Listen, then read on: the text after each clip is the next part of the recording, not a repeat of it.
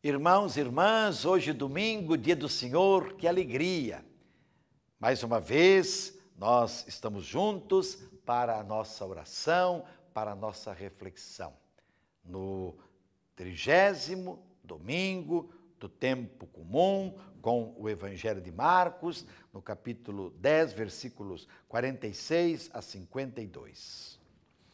Naquele tempo, Jesus saiu de Jericó junto com seus discípulos e uma grande multidão. O filho de Timeu, Bartimeu, cego e mendigo, estava sentado à beira do caminho. Quando ouviu dizer que Jesus, o Nazareno, estava passando, começou a gritar: Jesus, filho de Davi, tem piedade de mim. Muitos o repreendiam para que se calasse. Mas ele gritava mais ainda: Filho de Davi, tem piedade de mim. Jesus então parou e disse: Chamai-o.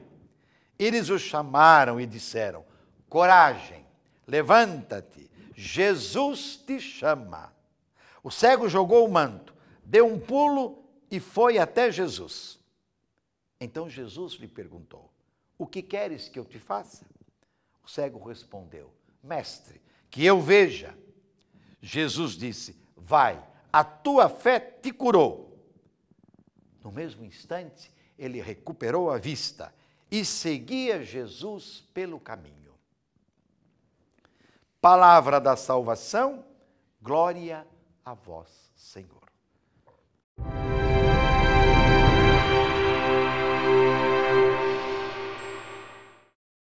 Minhas irmãs, meus irmãos, o Evangelho deste domingo relata o último sinal, o último milagre de Jesus antes de chegar em Jerusalém. Nós sabemos que Jesus, durante todo esse tempo, caminha para Jerusalém. O Evangelho que fala da cura do cego Bartimeu, filho de Timeu. Poucos dentre a multidão foram capazes de compreender o gesto de Jesus. A cura do cego Bartimeu nos remete à cura do cego de Betsaida. Jesus cura 2 cegos no Evangelho, que aos poucos foi compreendendo a ação de Jesus. O de Betsaida, o cego de Betsaida. As 2 curas se complementam e ensinam que para seguir Jesus no caminho, implica uma decisão que leva a romper com uma sociedade que marginaliza e exclui. Bartimeu foi imediatamente tocado por Jesus e foi curado. O de Betsaida ainda teve um tempo que ele precisou para compreender o que Jesus havia realizado. No caso, então, de Bartimeu, após a cura, ele já vai com Jesus pelo caminho. Ele se torna um discípulo de Jesus. Ele o segue com alegria.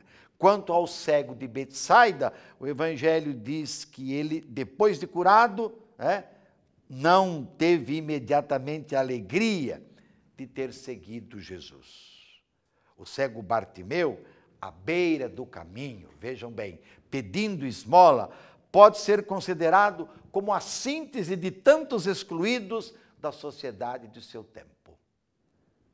A cegueira o tornara maldito, como a lepra, impunha uma maldição sobre as pessoas.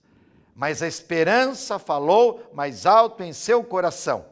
Por isso gritou a Jesus que passava com a multidão, para que tivesse piedade dele. E vejam, o mais importante aqui, ele confessou Jesus como Messias, como Cristo, filho de Davi, descendente de Davi, por 2 vezes. Olha para mim, olha para a minha condição. O Senhor é o Messias que nós esperávamos. O Senhor é o Cristo, o ungido dele. Tem piedade. Sua confissão lembra a confissão de Pedro e a do oficial romano. Depois que Jesus morreu, qual foi a confissão do oficial romano, na verdade, este homem era filho de Deus. Ele, portanto, sabe quem é Jesus e apenas lhe pede: tenha piedade de mim. Eu sou o último, eu sou um excluído, eu quero caminhar contigo, eu quero ver. Embora muitos pedissem que se calasse, ele gritava sempre com mais força. Ontem como hoje, meus irmãos e minhas irmãs, são muitos os que tentam calar a voz do povo que sofre, do povo pobre, do povo oprimido, à margem dos bens da vida. Jesus percebe a situação e a fé daquele homem e não fica indiferente. Ele manifesta compaixão, ele cura aquele cego. Aproximar-se dos marginalizados e devolver a eles a alegria de viver é o grande sinal do seu messianismo. Veja, aproximar-se e devolver a alegria de viver aos sofredores é o grande sinal de que Jesus é o Messias. Cheio de coragem, o cego deu, como nós vimos, um pulo e chegou até Jesus. Jogou o manto, caracterizando total confiança. Ele realmente iria ficar livre de toda aquela situação de não vida e assim caminhar por si próprio. A cura do cego e sua prontidão para tornar-se discípulo era um incentivo para os que na comunidade de Marcos se preparavam para o batismo e, portanto, para se tornarem discípulos dele e com ele ir até o fim, ir até a cruz. Assim, Bartimeu, meus irmãos e minhas irmãs, é um modelo para todos os que, tendo aberto os olhos e o coração, se comprometem com Jesus no reino de Deus, o reino da vida, o reino da luz. Ele, Jesus, não se declarou luz do mundo? É nesta luz que todos queremos estar, que todos são chamados a estar.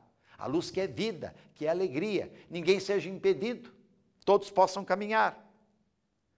Encerrando o mês de outubro, o mês missionário, qual é o nosso compromisso com Jesus?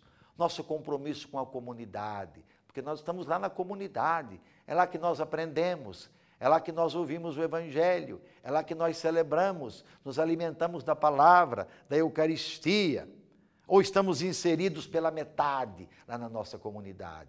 Nós vamos à missa, quem sabe, mas nós não somos discípulos de Jesus. Nós não aceitamos tudo o que ele diz. Muita gente diz que segue Jesus, muita gente diz que crê em Deus, muita gente diz que ama a Deus, mas certas exigências que ele faz ficam aqui de lado. Ser cristão, para nós então, é graça. Ser cristão é alegria. Ser missionário é a alegria de testemunhar Jesus, não é? E nunca um peso sobre nós, não é? Que nos faz muitas vezes criticar e murmurar. A cada Eucaristia, abramos os olhos e o coração para fazer o caminho com Jesus e os irmãos até o fim. Eu creio, nós cremos, vale a pena. E sobre todos dessa bênção de Deus Todo-Poderoso, Pai, Filho e Espírito Santo, permaneça para sempre. Amém.